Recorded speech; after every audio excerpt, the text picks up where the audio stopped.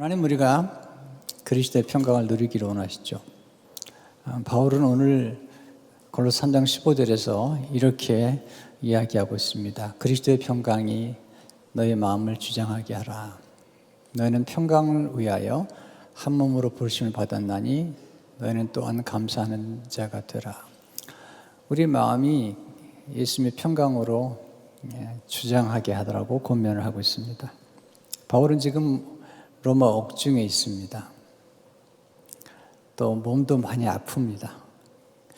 육체에 가시가 그에게 있었고요.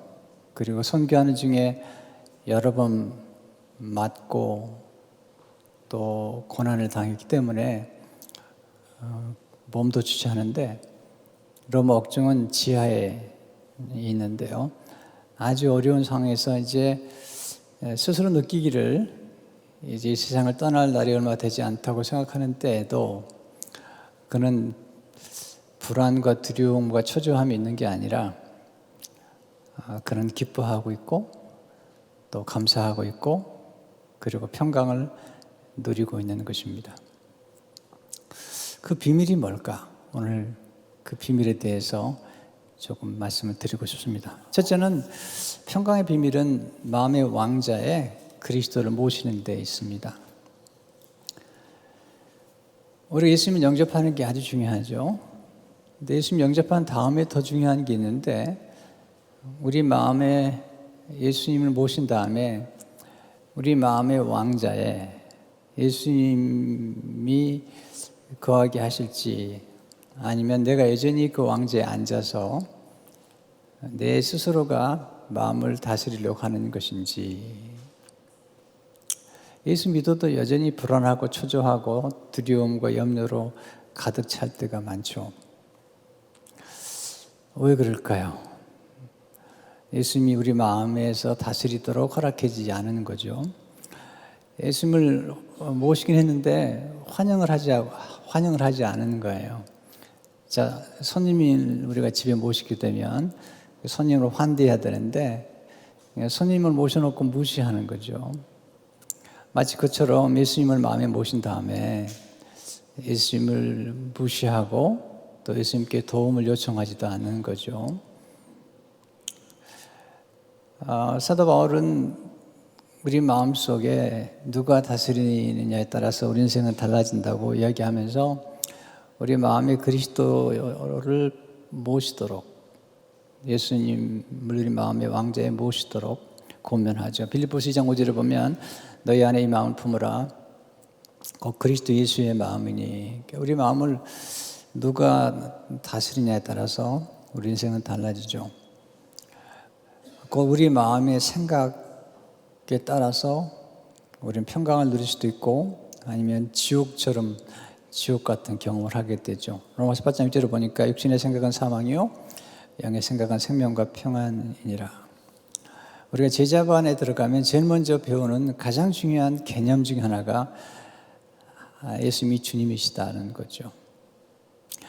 이 주님이라는 사실은 우리의 생명의 주가 되시고 우리 자녀도 우리 주님의 것이고 우리가 가진 소유도 주님의 것이라는 것을 인정하는 것입니다.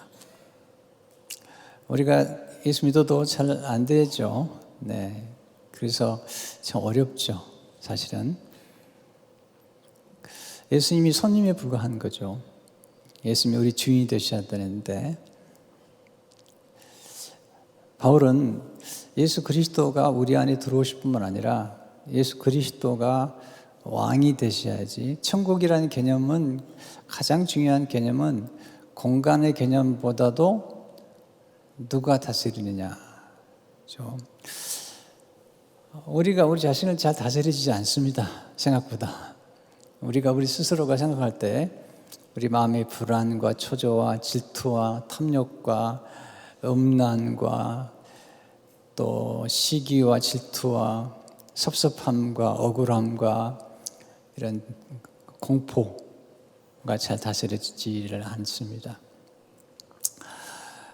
그 길이 있는데 바울은 예수님에게 맡기라는 겁니다. 우리 마음을. 그래서 예수님 앞에 서렌더 하는 거죠. 그래서 예수님을 마음의 왕자에 모시고 우리는 예수님 아래서 예수님을 경배하고 예수님을 바라볼 때 우리 마음의 평화가 임한다는 것입니다. 마음은 누가 다스리냐에 따라서 우리 마음이 달라집니다. 그래서 마음은 하나님의 활동 무대이기도 하지만 앤드류 모레이는 마음은 마귀의 활동 무대이기도 하다는 것입니다. 마귀가 우리 안에 들어와서 활동하기 시작하면 그때 우리 마음속에 분노와 질투와 그리고 두려움과 공포들을 심어주는 것이죠. 그래서 바울은 오늘 예수 그리스도에게 우리 마음의 왕자를 좀 내어놓으라고, 바울이 고백하는 그런 고백 중에 하나가 내가 그리스도와 함께 못 박아 죽었다는 것입니다. 이 십자가 영성은 그런 거거든요. 죽어버린 사람에게는 분노도 없죠. 사실은 우리가 대단히 분노가 많은데 살다 보면은 화가 나고 짜증이 나는데 그 이유는 뭐냐면 내가 살아있다는 증거죠. 그래서 바울은 내가 날마다 죽노라 그랬어요. 그리스도의 십자가에 내 욕심도 내 분노도 못을 박는 것입니다. 이게 이제 신앙의 가장 중요한 영성 훈련인데, 아침 일어날 때마다 오늘 내가 나 자신을 다스릴 것인지 예수님에게 다스리도록 내어드릴 것인지 늘 생각하고 선택해야 되는데, 예수님 인격자시기 때문에 억지로는 안 하십니다. 우리 안에서 늘 우리가 자신을 내어드릴 때 예수님이 기꺼이 우리 마음을 다스려 주시는 것을 보게 됩니다. 여러분 그런 경험하지 않으세요? 마음만 편하면 살 것 같아요. 네. 이렇게 가끔이 아니라 자주 이렇게 몸이 아픈 분들을 만나는데, 만나보면 그런 말을 해요. 목사님, 몸이 아픈 것보다도 마음이 더 힘들어요. 이게 마음이 더 힘들어서. 네. 마음만 편하면 살 것 같아요. 근데 사실 놀라운 건 이 마음의 평화가 깃들기 시작하면 회복이 빠르다는 것입니다. 이게 마음이라는 게 조화를 이루가면 이게 우리 몸에 이게 생명을 불러오는 거거든요. 두 번째로 평화의 비밀은 마음을 그리스도의 말씀으로 채우는 데 있는 거죠. 16절을 보면 그리스도의 말씀이 너희 속에 풍성히 거하여. 사실 우리 마음은 그릇 같아요. 무엇을 담느냐에 따라서 우리 마음은 달라지죠. 우리 마음이 생명이 넘치는 샘이 될 수도 있고, 또는 우리 안이 보배를 담은 그릇이 될 수 있고, 어떤 마음은 잘못하면 오물로 가득 찰 수가 있어요. 그릇 같아서. 놀라운 건 우리 마음은 이렇게 공간 속에 빈 공간을 싫어해요. 아니, 하나님이 모든 걸 만들었는데 뭔가가 비어져 있으면 자꾸 채우려고 하는 게 이게 모든 하나님 만든 구조의 원리라는 겁니다. 그래서 우리 마음은 집과 같아요. 그래서 누가 그 집의 주인이냐에 따라서 모든 게 달라집니다. 여러분 가끔 집의 주인이 바뀌면 이제 청소를 새로 시작하고 그리고 리모델링도 하고 그러잖아요. 또는 사업도 주인이 바뀌면 under new management라는 그런 게 써 있죠. 이렇게 굉장히 중요한 원리들이죠. 예수님께서 빈 집에 우한 그런 비유를 말씀하시는데, 어떤 사람이 귀신 들렸어요. 그래서 귀신을 내어 쫓아줬어요. 집이 깨끗이 치워졌죠. 근데 나중에 귀신이 돌아보니까 집에 아무도 없는 거예요. 그랬더니 7마리 귀신을 데리고 들어와서 더 그 집을 더럽혔다. 그런 비유인데 제가 읽어드릴게요. 마태복음 12장 43에서 45절을 보게 되면, 더러운 귀신이 사람에게서 나갈 때 있을 때에 물 없는 곳으로 다니며 쉬기를 구하되 쉴 곳을 얻지 못하고 이에 이르되 내가 나온 내 집으로 돌아가리라 하고 와보니 그 집이 비고 청소되고 수리되었거늘 이에 가서 저보다 더 악한 귀신 7을 데리고 들어가서 거하니 그 사람의 나중 형편이 전보다 더욱 심하게 되느니라. 이 악한 세대가 또한 이렇게 되리라. 결국은 우리 안에 귀신이 들어오게 되고 또 일곡신이 들어오게 되면 더 악해지는 것을 보게 되죠. 마음에 우리가 뭘 쌓을 것인가? 예수님이 누가복음 6장 45절에 선한 사람은 마음에 쌓은 선에서 선을 내고 악한 자는 그 쌓은 악에서 악을 내나니 이는 마음에 가득한 것을 입으로 말함이니라. 우리 인간의 마음속에 좋지 않은 것들이 가득 찰 수 있습니다.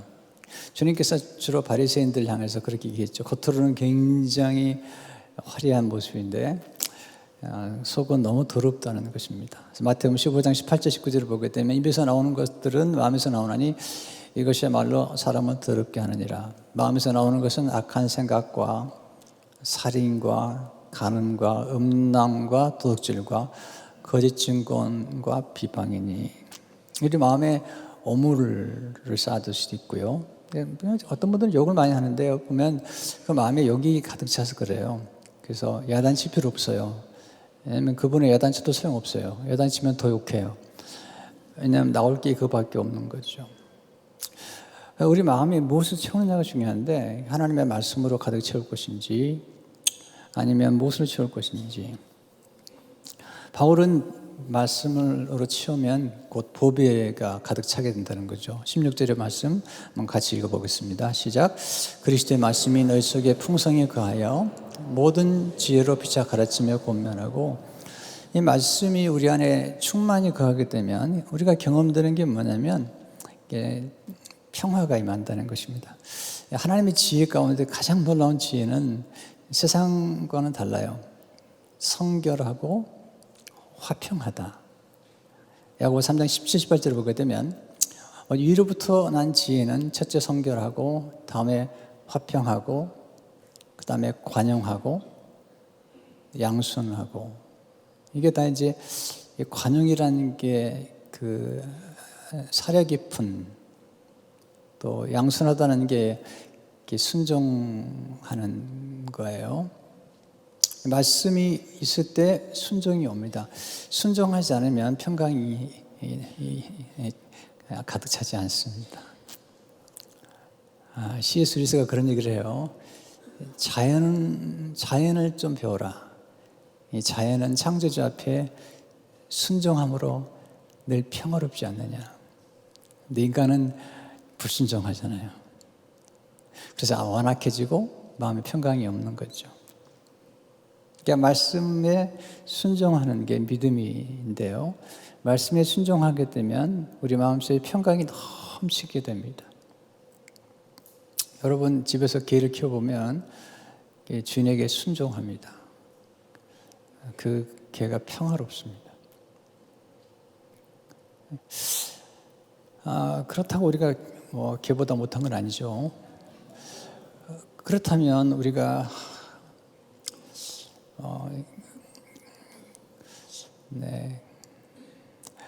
우리 하나님의 사람들이 말씀으로 충만해지게 되면 놀라운 변화를 경험하게 되는데, 그때 우리 마음속에 순종의 강이 흘러넘치게 되면 그 평강을 경험하게 됩니다. 세상이 주는 평강은 오래가지 않습니다. 예수님이 주신 평강이 진짜인데요. 요한복음 14장 17절을 보게 되면 평안을 너희에게 주노니 그 나의 평안을 너희에게 주노라. 내가 너에게 주는 것은 세상에 주는 것과 같지 아니하니라. 너희는 마음에 근심하지도 말고 두려워하지도 말라. 세상에 주는 평안이 있잖아요. 모조품이죠. 보세요. 세상에 주는 것들은 뭔가 세상에 주는 모든 것들은 원품이 있는 걸 알아야 됩니다.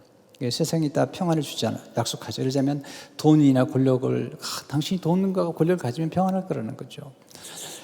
그리고 이제 돈이 필요하긴 하지만 그러나 돈이라는 것은 가지면 더 갖고 싶은 바닷물처럼 마시도록 더 갈증을 느끼기 때문에 나중에 이제 이 돈에 미치게 되면 자식도 없습니다.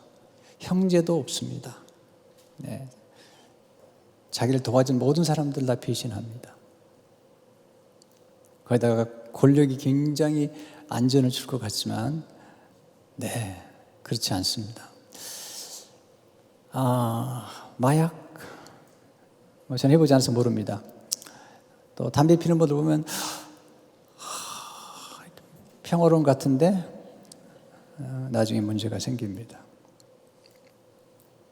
그러니까 세상에 주는 모든 것들은 평강을 주는 것 같지만 모조품에 불과하고 반드시 나중에는 망가뜨리는 것입니다.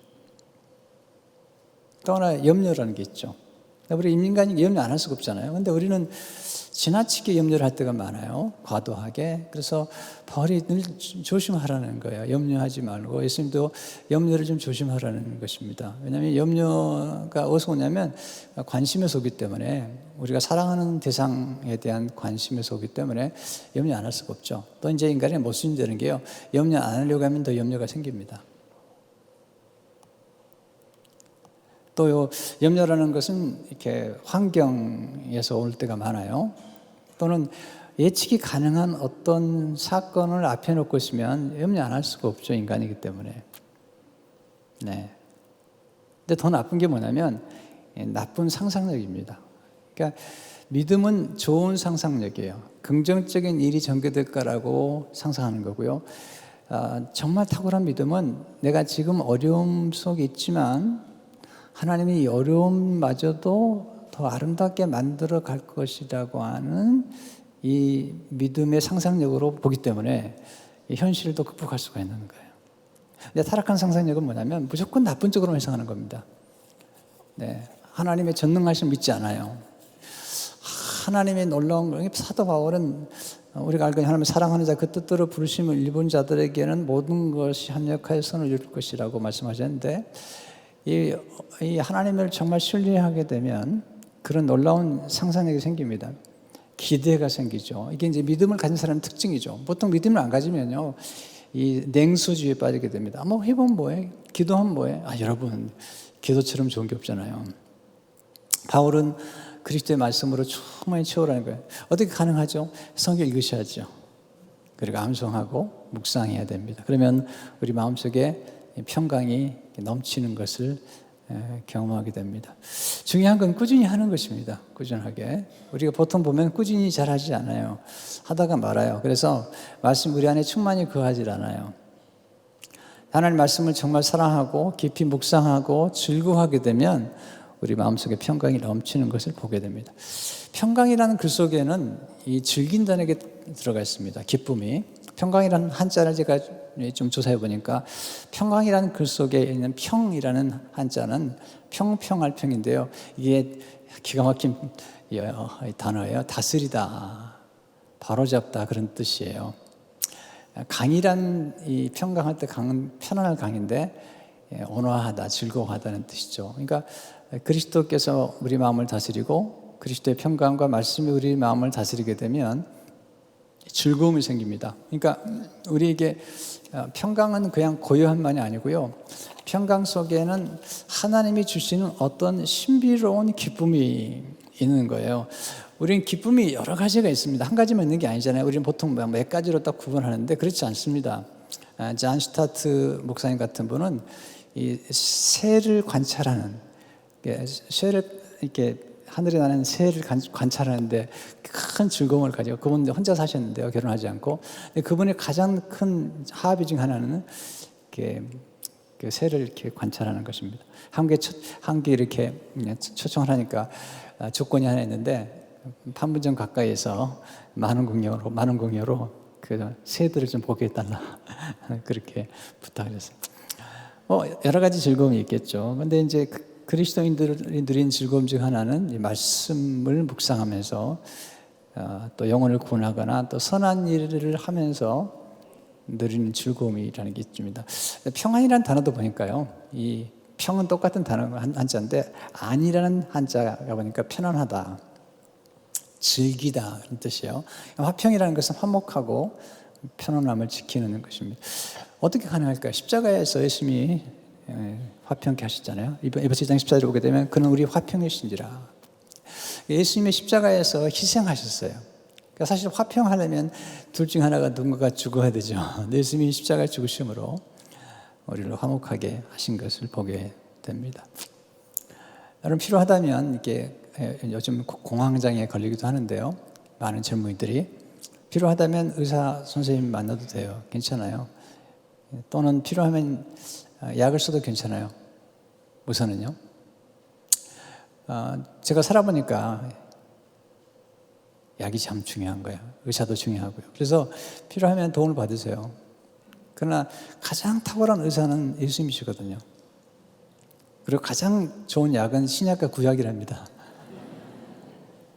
그래서 하나님의 말씀을 우리가 먹고 그리고 늘 하나님 앞에 나가는 게 필요하죠. 그리고 사실 우리가 제일 무서워하는 게 죽음인데 우리 다 십자가에 죽었잖아요. 우리 자아가. 그렇게 보면 하나님께 모든 것을 맡길 수 있는 힘이 생기는 것이죠.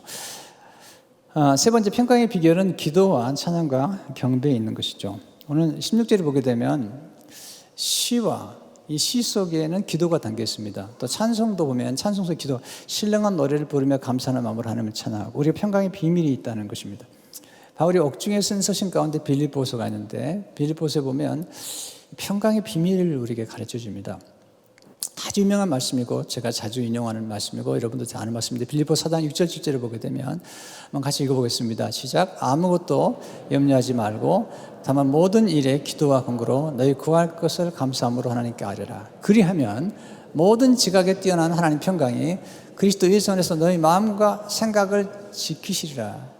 지킨다는 것은 군인이 이렇게 진지를 지키는 것처럼 하나님의 평강이 찾아오는데 첫 번째가 아무것도 염려하지 말고 모든 일에 다만 기도란 말을 썼어요. 기도가 뭘까요? 마틴 로이드 존슨은 기도란 하나님을 대면하는 거예요. 우리가 기도하기 전까지는 문제를 자꾸 바라보게 됩니다. 환경을 바라보게 됩니다. 근데 우리가 기도하게 되면 우리가 하나님을 만나게 됩니다. 이 하나님은 어떤 분이시냐면 지각에 뛰어나신 하나님이기 때문에 우리의 모든 문제를 하나님이 해결할 수도 있고 역전시킬 수도 있는, 우리가 생각할 때 이건 심각한 문제야, 이게 실패, 이제 인생이 끝났구나, 그게 아니라 하나님의 이 섭리 가운데는 놀라운 지각을 가져서 우리 인생에 가지고 있는 모든 어려움들을 이렇게 드라마틱하게 역전시켜 나가기도 하고, 우리가 과거에 만났던 만남이나 어떤 심지어는 실수까지도 바꿔놓는 거죠. 요셉 같은 경우에는 요셉의 형제들이 그를 팔잖아요. 악을 행한 거죠. 근데 하나님께서 놀라운 섭리 가운데서 요셉의 고난과 그리고 형제들의 미움받은 것까지 통해서 놀라운 일을 일으키는 것을 보게 되죠. 이런 것은 이제 기도할 때 깨닫기 시작하죠.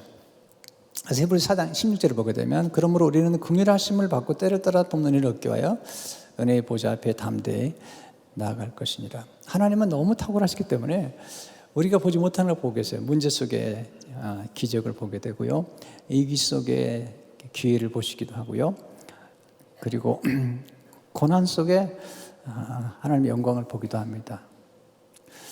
바울이 육지에 가시 계셨잖아요. 그런데 하나님 뭐라고 말씀하시면 내가 약할 때 그리스도의 능력이 임한다는 겁니다.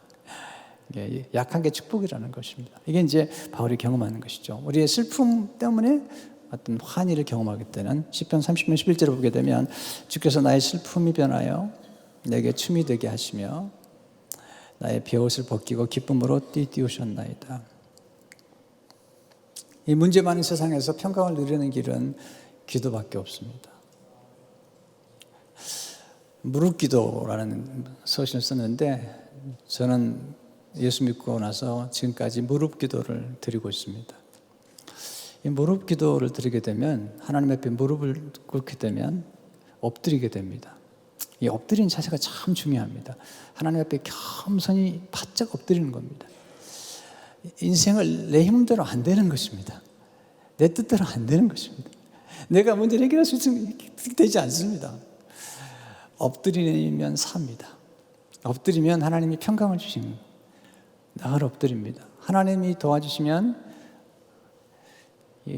보이지 않는 길이 보입니다. 불가능한 게 가능해집니다. 엎드린다는 것은 하나님 앞에 서렌더하는 것입니다. 내 모든 문제를 하나님께 내어 맡기는 것입니다. 하나님 앞에 바톤 터치를 하는 겁니다. 내가 문제를 가지고 씨름했던 걸 하나님께 넘겨드리는, 그때 놀라운 걸 경험하게 되는데 평강입니다. 평강. 놀라운 평강을 경험하게 되고, 또 하나는 이제 엎드려 경배하는 가운데 놀라운 영감을 받게 됩니다. 이 하나님의 상상할 수 없는 영감을 많이 경험하게 되고, 그리고 하나님의 눈으로 놀라운 것을 보게 됩니다. 여러분이 어려움을 겪을 때 찬양과 경배가 참 중요합니다. 또 아까 말씀드렸는데 기도라는 것 중에 회개하는 기도가 있습니다. 우리 안에 있는 이 오물들, 이 분노와 더러운 것들과 이런 것들을 이렇게 씻어내야 됩니다. 이게 이제 회개하는 것인데, 회개하게 되면 우리 마음에 평강이 옵니다. 왜냐하면 더러운 것들이 다 나가기 때문이에요. 여러분, 하나님은 우리에게 주시는 평강 중에 거룩이라는 게 있는데, 그것은 불편하게 생각할 게 아니라요, 한번 생각해 보세요. 더러운 게 얼마나 불편합니까? 집안에 쓰레기 가득 찬 생각해 보세요. 여러분, 진짜 불편합니다. 우리 마음속에 있는 더러운 죄악들을 고백하고 인정하고, 그러면 우리 마음속에 평강이 깃들기 시작합니다. 회개라는 것은 연약한 사람이 하는 게 아니라니까요. 지혜롭고 용기 있는 사람이 하는 겁니다. 그리고 믿음을 가진 분들이 하는 겁니다. 왜냐하면 우리가 회개하게 되면 하나님께서 우리 죄를 용서하실 뿐만 아니라 우리 마음속에는 아까 말씀드린 그 더러운 귀신들과 이 더러운 것들을 다 내보낼 뿐만 아니라, 회개한 다음에 예수님을 우리 마음속에 충만히 모시게 되고 성령이 충만하게 되고 그리스도의 말씀이 충만하게 되는 것입니다. 언어라는 게 참 중요하잖아요. 근데 찬양하게 되면 또 이렇게 악기로 연주하게 되면 놀라운 일들이 벌어집니다. 사울 왕이 악기가 들렸잖아요. 그때 다윗이 와서 수금을 타니까 귀신이 떠나가거든요. 이 찬양이라는 것은 굉장한 능력을 가지고 있습니다. 역대하에 보게 되면 여호사밧 왕이 큰 군대가 들어오니까 그냥 찬송을 부르고 전쟁터에 나갔더니요, 하나님이 기적을 베풀어 주시는 거예요. 승리를 가져오게 됩니다. 우리가 처음에 사울이 했던, 나중에 바울이 된 사도 바울이 빌립보 감옥에 가서 착한 일을 했습니다. 악한 귀신 들린 여종을 쫓아내는데 그 일 때문에 감옥에 들어갑니다. 억울한 일이죠. 그런데 감옥에 들어가서 그게 아니라 몸도 많이 맞고 착한 일 하다가 억울한 일 당했는데, 거기서 하나님을 찬양하고 기도합니다. 하나님 찬미하고 기도했더니 문이 열립니다. 옥문이 열리고 매인 것이 풀립니다. 근데 거기서 사도 바울이 그 옥문이 열렸지만 나가지 않습니다. 왜냐하면 바울에게 있는 기적은, 그가 기도하는 가운데 경험한 기적은 옥문이 열린 게 아닙니다. 나중에 그 빌립보 감옥의 간수장이 마음의 문을 열고 예수님 영접하는데 그 전도의 문이 열린 게 기적입니다. 이게 이제 하나님의 역사죠. 그러니까 바울이 지금 로마 옥중에 있지만 그는 기도하고 참여하는 중에 로마 군인들에게 복음을 증거하고, 그리고 로마가 결국은 복음화되잖아요. 이게 이제 하나님의 놀라운 역사인데, 기도하게 되면 그런 놀라운 일들이 벌어지는 것을 보게 됩니다. 감사함으로 그리스도의 평강을 누리도록 하십시오. 3장 15절을 보게 되면 너희는 또한 감사하는 자가 되라. 세 번이나 반복하고 16절을 보게 되면 감사하는 마음으로 하나님을 찬양하고, 17절 또 무엇을 하든지 말이나 일이나 다 주 예수 이름으로 하나님 예수 이름으로 하고 그를 힘입어 하나님 아버지께 감사하라. 감사가 참 중요합니다. C.S. 루이스는 감사는 즐거움의 완성이다 말을 썼어요. 우리가 즐거움이 생기잖아요. 평강 가운데 그때 감사할 대상을 찾게 되죠. 하나님과 또 우리가 감사할 수 있는 사람을 찾게 되는데, C.S. 루이스도 그런 말 하고요, 체스터도 그런 말 하는데, 이 무신론자들의 비극은 무엇일까? 뭔가 하나님의 일반 은총을 통해서 뭔가 좋은 일이 벌어졌을 때 무신론자들의 비극은 그가 감사할 수 있는 대상을 찾지 못했다는 겁니다. 네. 우리 그리스도인들은 감사한 일이 있으면 하나님께 찬양을 하고 하나님께 영광을 돌리는데, 예수 믿지 않은 사람들은 그걸 모르는 것을 경험하게 됩니다. 감사의 가장 기본은 구원받은 감사입니다. 또 받은 것을 내가 받았다고 인정하는 것입니다. 어떤 감사는요, 아직 받지 않았지만 이미 받은 것처럼 믿고 감사를 하는 것입니다. 여러분, 감사한다고 당장 문제 해결되지 않아요. 잘 보세요. 다니엘이 기도하면 사자굴에 들어가는 걸 알아요. 그래도 감사하잖아요. 다니엘 10장 10절을 보게 되면 다니엘이 조서에 왕의 도장이 찍힌 것을 알고도 자기 집에 돌아가서는 윗방에 올라가 예루살렘으로 향한 창문을 열고 전에 하던 대로 하루 3번씩 무릎을 꿇고 기도하며 그의 하나님께 감사했더라. 네, 감사했지만 사자굴에 들어가죠. 여기 항상 우리 신앙인의 위기가 있는 거예요. 착한 일을 했는데 요셉처럼 아버지 심부름 잘했는데 형제들에게 팔려가는 거죠. 다니엘이 하나님 잘 믿고 그리고 감사했는데 사자굴에 들어가죠. 근데 바로 거기에서 하나님 역사하시는 거예요. 거기에서. 그래서 여러분들이 기도와 감사할 때 반드시 기억할 것은 너무 일찍 결론을 내리지 말라는 겁니다.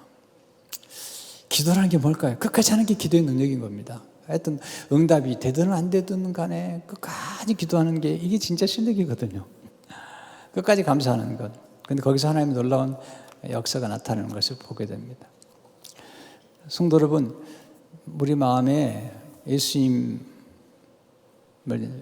모시고 다스리게 하셔야 됩니다. 그리고 마음속에 있는 여러 가지 그것들을 자꾸 비우셔야 됩니다. 이걸 우리는 회개라고 그러죠. 그리고 우리 마음을 그리스도의 말씀으로 가득 채워야 됩니다. 우리 마음이 도서관이 돼야 됩니다. 하나님의 말씀의 도서관이 돼야 됩니다.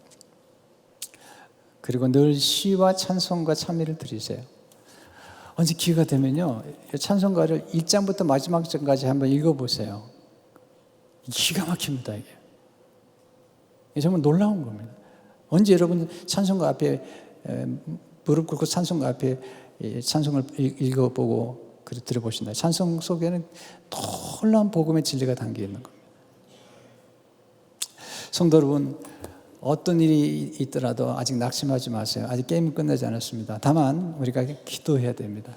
기도하면 하나님을 대면하게 되고요. 그리고 여러분의 모든 무거운 짐들을 내려놓으세요. 이렇게 얘기하면 어떤 분들은 예배 드릴 때 동안 내려놓다가 집에 갈 때 다시 가져가시는데 그러지 마시고요. 오늘 좀 내려놓으시고 하나님께 맡기실 때 여러분 그리스도의 평강이 충만할 줄로 믿습니다. 주님 감사합니다. 말씀으로 우리를 다스리시고 우리 마음을 우리가 다스리지 않게 하시고 우리 마음속에 오물을 채우지 아니하고 하나님의 말씀으로 채워 평강이 넘치고 이 평강의 복음을 나눌 수 있도록 또한 축복해 주옵소서. 예수 이름으로 기도합니다.